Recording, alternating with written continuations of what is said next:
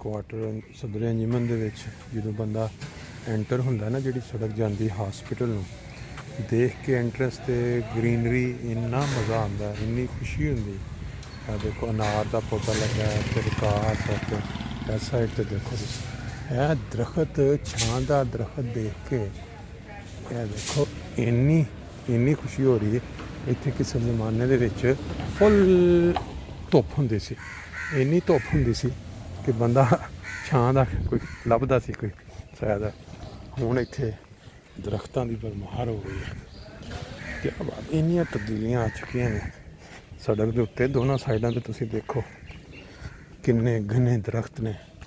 ਬਾਕੀ ਫਿਰ ਅੱਗੋਂ ਕੁਆਟਰਸ ਜਿਹਦੇ ਵਿੱਚ ਹਜ਼ਰਤ ਮਸੀਹ ਮਊਦ अलैहिस्सलातु वस्सलाम ਦੀ ਜਮਾਤ ਦੇ ਮੁਖਤਲਿਫ ਦਫਾਤਰ ਦੇ ਵਿੱਚ ਜਿਹੜੇ ਖਿਦਮਤ ਦਾ ਪਾ ਰਹੇ ਨੇ ਤੌਫੀਕ, ਉਹਨਾਂ ਦੀਆਂ ਰਾਇਸ਼ਾਂ ਨੇ ਸਾਰੀਆਂ ਮਾਸ਼ਾਅੱਲਾ ਜ਼ਬਰਦਸਤ ਕਿਸਮ ਦਾ।